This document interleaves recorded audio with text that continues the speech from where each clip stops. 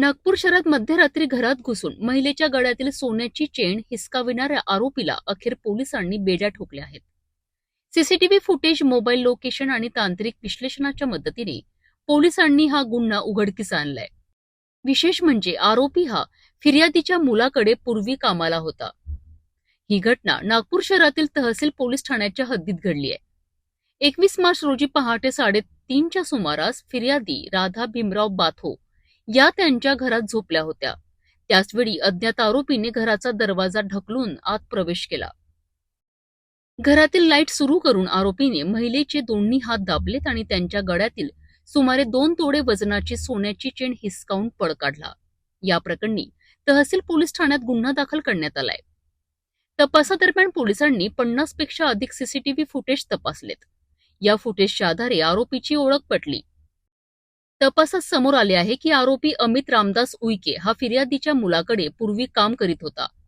पोलिसांनी mobile location आणि call detail रेकॉर्डच्या आधारे आरोपीचा शोध घेत अखेर 9 एप्रिल रोजी सावनेर येथून त्याला ताब्यात घेतले. चौकशी दरम्यान आरोपीने गुन्ह्याची कबुली दिली. तसेच चोरीच्या सोन्याची चेन सावनेर येथील फिनो बँकेत गहाण ठेवल्याचे सांगितले.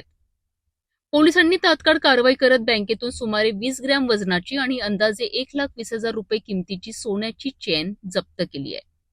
या संपूर्ण कारवाईत नागपूर पोलिसांच्या वरिष्ठ अधिकाऱ्यांच्या मार्गदर्शनाखाली तपास पथकाने उत्कृष्ट कामगिरी केली आहे.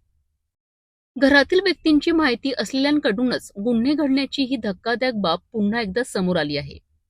नागपूर पोलिसांच्या तप्तर कारवाईमुळे आरोपी जेरबंद झाला असून चोरीचा मुद्देमालही हस्तगत करण्यात आलाय.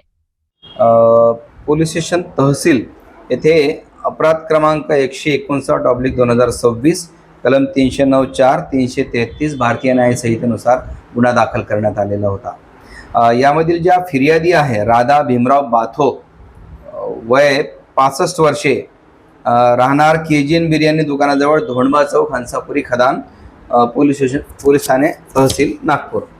या त्यांच्या घरी रात्री झोपून असताना रात्री 3:30च्या दरम्यान त्यांच्या रूमचे जे दार आहे ते अर्धवट उघडे आहे हे पाहून एका इस्माने त्यांच्या घरामध्ये प्रवेश करून त्यांच्या गळ्यात जी सोन्याची चेन होती 2 तोळ्याची म्हणजे 20 ग्रॅमची सोन्याची चेन हिसका मारून पळून निघून गेला होता.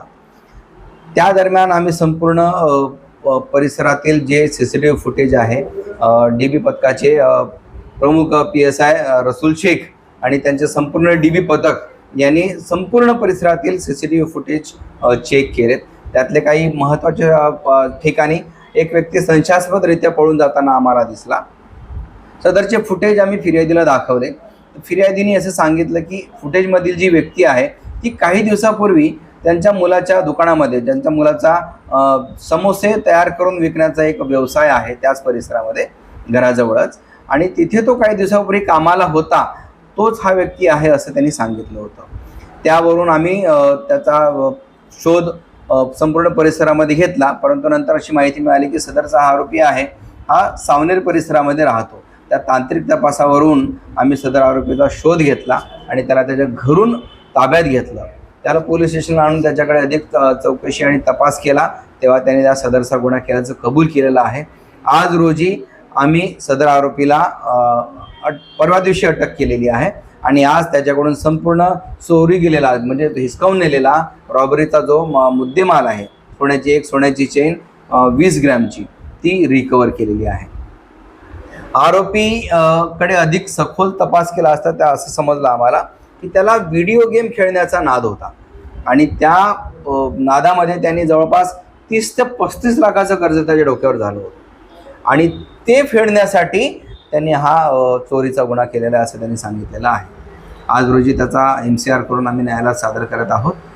सदर गुन्ह्याचा तपास PSI रसूल शेख आणि त्यांचं संपूर्ण डीबी पथक, ज्याच्यामध्ये PSI राजसिंग ठाकूर, संजय साहू, फिरोज खान, वैभव कुलसंगे आदी अंमलदारांनी महत्त्वाची भूमिका बजावलेली आहे.